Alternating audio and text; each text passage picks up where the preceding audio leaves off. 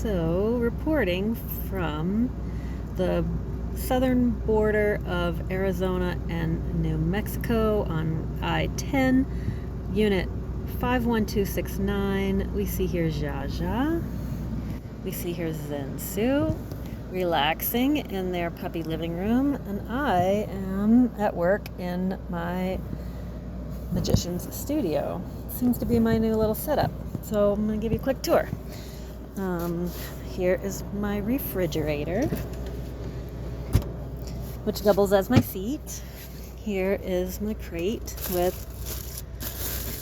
various useful supplies. Way more than where this came from at home and in my studio in New Mexico. And then I've got a big crate of material that I'm excited to work on when I finish what I've got going. Different patterns, cutting board, and clunk. These are 3 pairs of pants that I have cut out and ready to go. These are the remaining pieces of scraps and pom-poms for what I'm working on right now. Those are the extra scraps I'm going to need for making pockets on the pants.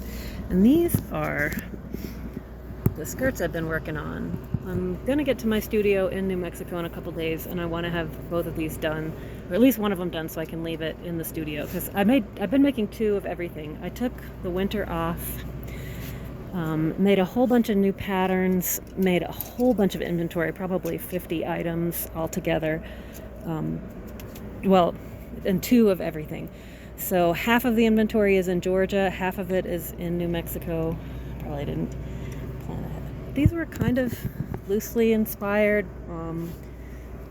by some of the detailing on one of the recent Dior collections, this whole little frou-frou bustly thing. But the pattern is a skirt pattern that I developed over the winter that I've been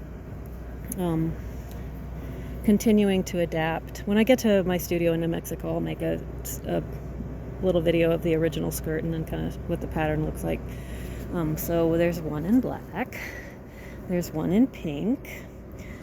This one I just finished putting this top waistband piece on. It needs to get ironed. This one still needs its waistband, and then there'll be another final floofy layer that'll look like this around the very top of the skirt, and then I'll just have an elastic waistband. I've been doing a lot of elastic waistbands because I just want things to be comfortable. And of course, it's Mary Poppins style going on in here, but these are some of the other pieces that I've finished. I'm looking forward to dropping off when I get there. Let's see, I can do this with just one hand.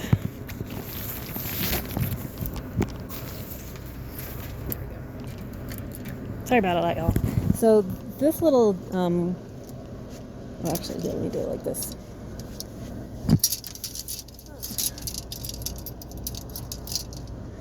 Okay, this little crossbody tank top. This was I made 2 of these. One's in like more of an indigo blue color, whereas this one's more of a royal blue. And I really wanted to do all of this detailing and gathering, and then the straps cross over in the back. This is all elastic. And then I just really got into making these little teeny tiny book tassels. So I was really pleased with how these ones came out. It's a lot of things I've made. I've been really hard pressed to I want to keep this for myself, but I want to start my business again. So I do have some material that I'm looking forward to making myself some skirts with.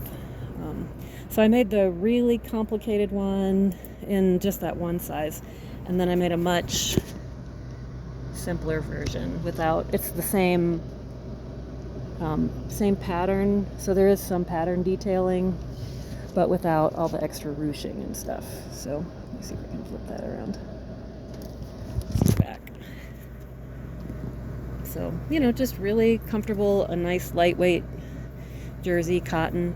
I've been getting a lot of material from, since Joann has gone out of Joann Fabric has gone out of business, and it's hard for me to stop at thrift stores like I used to do, and I've been trying also to make things that are in larger sizes. This is the larger size version of this. So And then there's another, there are 4 of these altogether actually. Like of everything that is shown here, there's 2 of each. So back at my house, there's 2 of these, same sizes, and then there's another one of these in that sort of indigo color. And then these pieces right here, I also really, really like. I've been enjoying this. Oh, impossible to show off this, how big this is. This very voluminous kind of kimono sleeve style hoodie. I really enjoyed making some flowers, and I happened to come upon a lot of this striped material. It's got a pocket. This is the bottom of this dress skirt is the same pattern as those guys, so I think this shows off a little bit better kind of what the drape looks like. I'm turning around. So it's kind of more straight and smooth in the front, and then has a lot more volume and movement in the back. And then But anyway, back to what I was saying. When I used to be a clothing designer, one of the problems I ran into quite a bit just using recycled materials was I never really had enough material to make larger sizes of things. So the only kind of reliable place to be able to find fabric nowadays is in Walmart, which is conveniently one of the only places I can pull into in a semi-truck.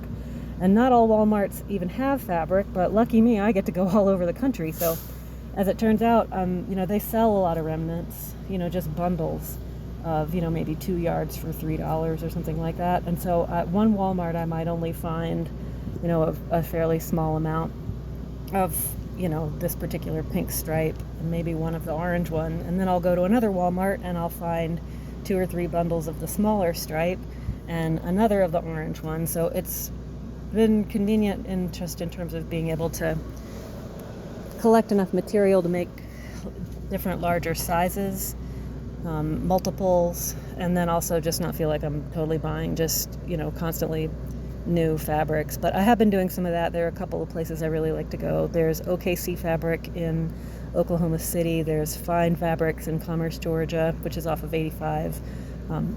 OKC Fabrics is off of I-40. There's another place called Marshall's Dry Goods in Batesville, Arkansas, which is a little bit of a jaunt. It's like 40 minutes north of I-40. And then I always go to Pacific Fabrics when I'm in Seattle to get a lot of the different kinds of trim and stuff that I really like to use. I think, for example, there's these pants each of them will have trim done. And I'm not sure I can pull it out with this one without disturbing Jaja. But anyway, so that's what's going on. We're back on our bullshit. And my little jade tree is doing really good. Yeah. These guys.